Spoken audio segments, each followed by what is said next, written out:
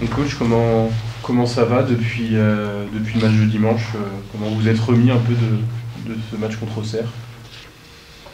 Le plus important, c'est l'objectif passer ce match et revenir dans une confiance que ça a été avant. Ça c'est le plus important. Et avec ça, je ne veux pas dire qu'on a oublié les erreurs que nous avons faites, mais seulement faire les corrections et passer à autre chose. Ça, c'est le plus important. Passer à autre chose, parce que le match là, il y a un match de championnat, c'est complètement différent.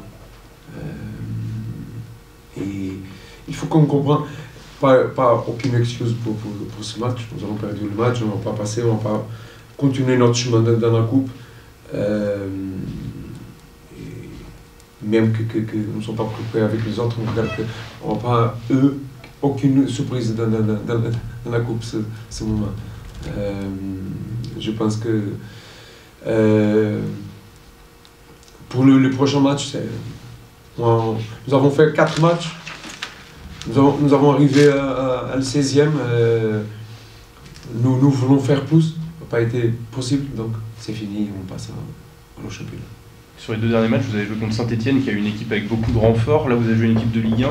C'est des matchs un peu à part par rapport au reste du championnat. Là, vous retrouvez une équipe qui est peut-être plus de votre niveau aussi. À part, oui. Auxerre, oui, c'est fini. Saint-Etienne, non. Je pense qu'il faut... Nous avons fait les derniers 4 matchs après la trêve. Victoire, nul, 2-0 à Esterguer et les défaites contre Saint-Etienne. L'objectif c'est clair, si on peut faire mieux, passer à 2 victoires, c'est un top. Au maximum éviter les défaites, c'est clair aussi. Donc maximum de points possible, et contre Nîmes c'est clair l'objectif, parce que c'est un adversaire direct, comme nous Dijon aussi sera. Prendre le maximum de points, et le maximum de points toujours c'est 3 points, la victoire. Comment vous appréhendez cet enchaînement de 3 matchs justement en 7 jours avec Nîmes, Amiens, Dijon, cet enchaînement rapproché à cette époque de l'année, comment vous l'appréhendez? Les semaines des 3 matchs, elles sont toujours peuvent basculer beaucoup les classements. Donc on va faire une semaine de 3 semaines. Donc, 3 semaines. Donc il faut attaquer seulement le match à match. Ce premier match de Nîmes, c'est comme tous les autres importants, mais celui-là, parce que c'est le prochain, l'adversaire direct, c'est dans le classement avec moins de points que nous, donc minimum, rester comme ça, minimum. Mais l'objectif, c'est gagner le match et y avancer. On aime bien parler, quand on a un match comme ça entre 2 équipes mal classées, notamment dernière et avant-dernière, de match de la peur. Est-ce qu'on peut dire que c'est un match de la peur, ce match contre Nîmes, sachant que si une équipe perd, elle sera quand même plutôt mal en point? J'espère que non. J'ai confiance que non. Vraiment, le plus important, c'est notre compétence. Nous savons si nous sommes compétents dans les différents moments de jeu, nous serons plus proches de gagner un match. Je pense que la différence, je parle des matchs que nous avons perdus contre Saint-Etienne, on n'est pas trop loin de faire un autre résultat, même de gagner le match. Si on marque avant l'adversaire, je ne sais pas ce qui peut arriver, mais il faut marquer. Et la vérité, c'est qu'il faut marquer. Dans les occasions que nous avons, ça a été quelques, il faut marquer, il faut poser le problème à l'adversaire. Poser à l'adversaire un problème, c'est l'instabilité du résultat aussi. Et après, arriver à un moment du match où est-ce qu'on peut aussi penser autre chose aussi. À l'extérieur, vous restez sur 2 résultats nuls en championnat. Est-ce que c'est de nature à vous donner un peu de confiance avant d'enchaîner justement Nîmes et Dijon, qui sont des matchs très importants? Nous avons parlé de ça parce que n'a pas été les premiers, avec moi, les premiers 6-7 matchs extérieurs n'ont pas vraiment été bien dans le résultat. Même que nous avons nous avons parlé ici du match Caen et autres matchs que nous avons fait. Dans le point de contenu a été intéressant, mais c'est pour rien si on ne gagne pas de points. Et je pense que même le match de Metz, c'est un match différent parce que vraiment, je pense que ça a été bien pour la difficulté du match. Et Rodez ont été vraiment proches. Nous avons l'occasion aussi pour gagner ce match. Mais il faut, comme je disais, il faut être compétitif, concentré, et parce que l'adversaire va entrer fort, c'est sûr, va entrer fort, très très fort pour gagner ce match. C'est à nous être compétents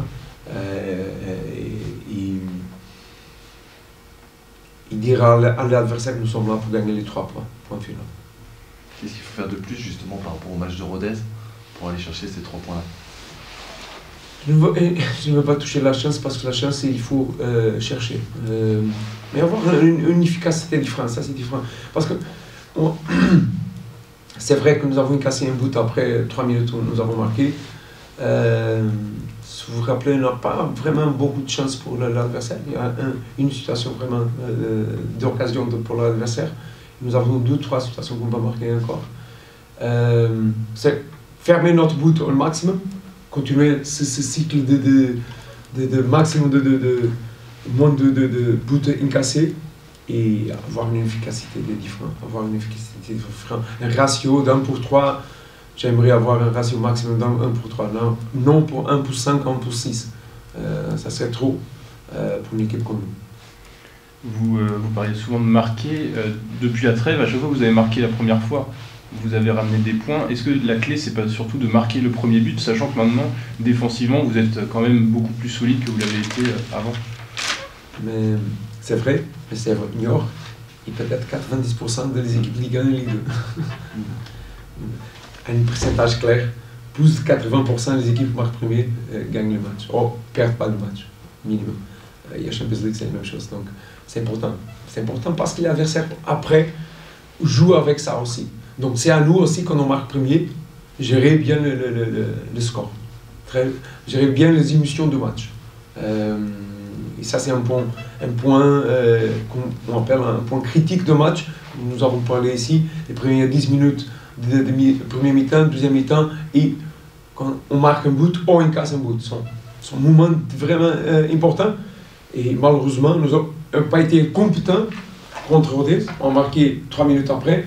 Et nous avons incassé contre Auxerre. Et 2 minutes après, ou 3 minutes après, nous avons incassé le deuxième. Ça, c'est un moment que nous avons parlé. C'est pourquoi je disais à vous, nous avons bien sûr parlé des erreurs. Vraiment être plus mature dans la réussite du match ou dans la difficulté du match. Ce moment critique du match sont vraiment importants au football de haut niveau. Et les coups de pied arrêtés aussi, qui sont le signe qui sont des moments très importants. Oui, offensif, ça c'est décisif. Il faut qu'on marque des buts, ça c'est clair. Mais ça c'est avec le point d'efficacité. On peut faire le mouvement. Imagine, on fait le mouvement, nous avons une combinaison au premier poteau, le ballon entre sur les axes. La combinaison, c'est mort. Après, c'est un peu de chance. Mais on ne travaille pas avec la chance. On fait le mouvement, on fait la combinaison. Donc, il faut que le ballon entre exactement où est-ce qu'on veut.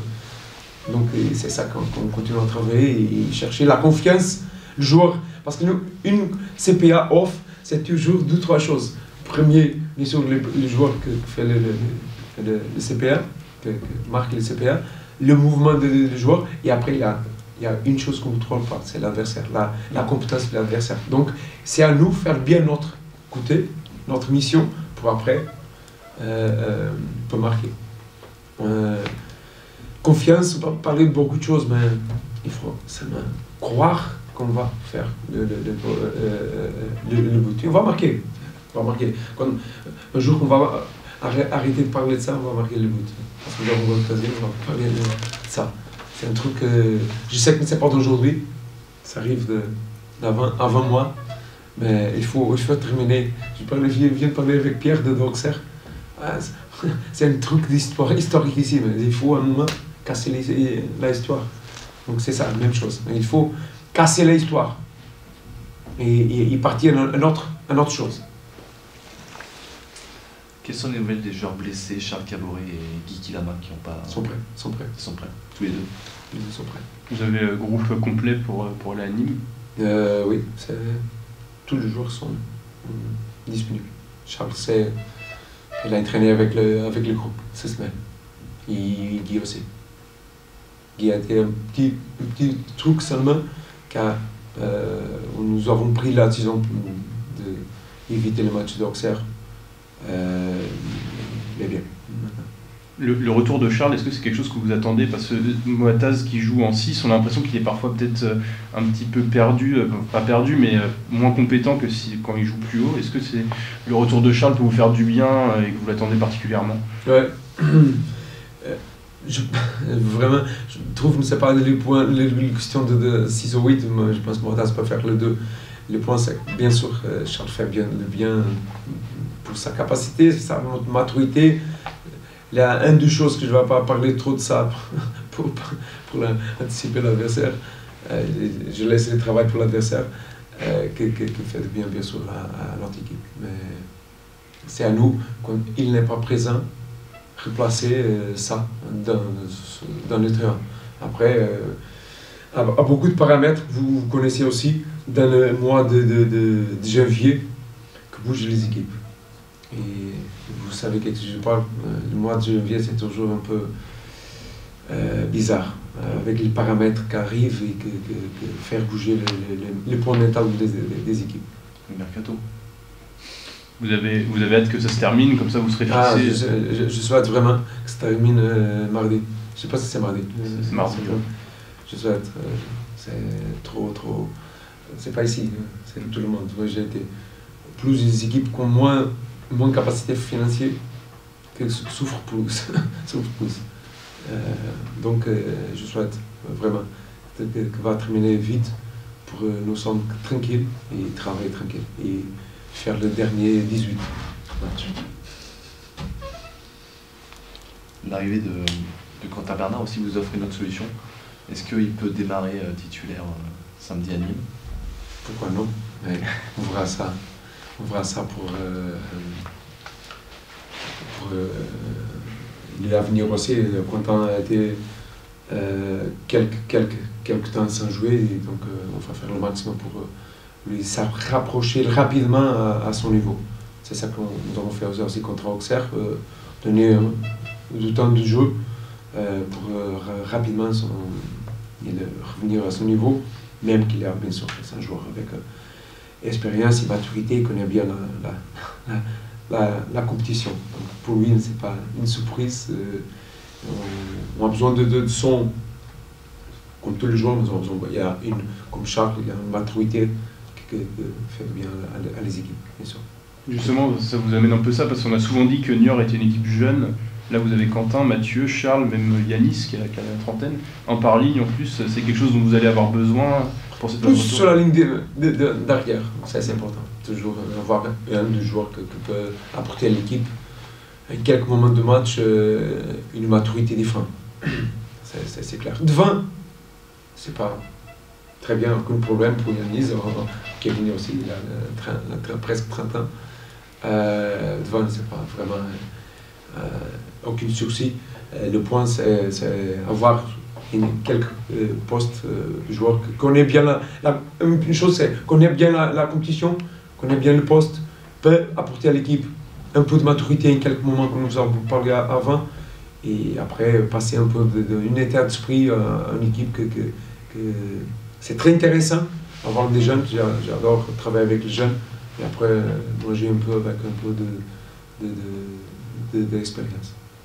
Un petit mot sur Mathieu Michel, c'est un match un peu particulier pour lui parce qu'il est nîmois. C'est aussi un de vos joueurs les plus expérimentés justement en Ligue 2. Qu'est-ce qu'il apporte à Mathieu, à cette équipe de Niort? La première chose, j'espère qu'il va gagner le match comme moi, je suis sûr. Maintenant, il y a un joueur qui a beaucoup de matchs en Ligue 2, beaucoup de matchs en Ligue 1 aussi. Donc il apporte c'est un garçon très gentil. C'est un plaisir de travailler avec lui. Déjà une histoire que j'ai écoutée à lui. À 3, j'ai essayé de chercher lui après. Ça n'a pas été possible. J'ai pas laissé lui partir. Après, j'ai pris. Je vais résumer ce nom. C'est à Paris Saint-Germain maintenant. L'Atelier. Et au final, un GIE a laissé lui partir à Auxerre. Donc il y a une histoire intéressante. Ça a été lui le premier, je crois. Donc, un joueur qui passe à l'équipe, même avec 30 ans, il est un jeune dans la tête. Un garçon très gentil, un jeune dans la tête et compétent. Donc, il faut rester comme ça. Une vie de travailler, une vie d'apprendre. Ça, c'est toujours intéressant d'avoir un joueur avec 30 ans qui a toujours une vie de progresser. C'est intéressant. Il n'en va pas être payé pour ça.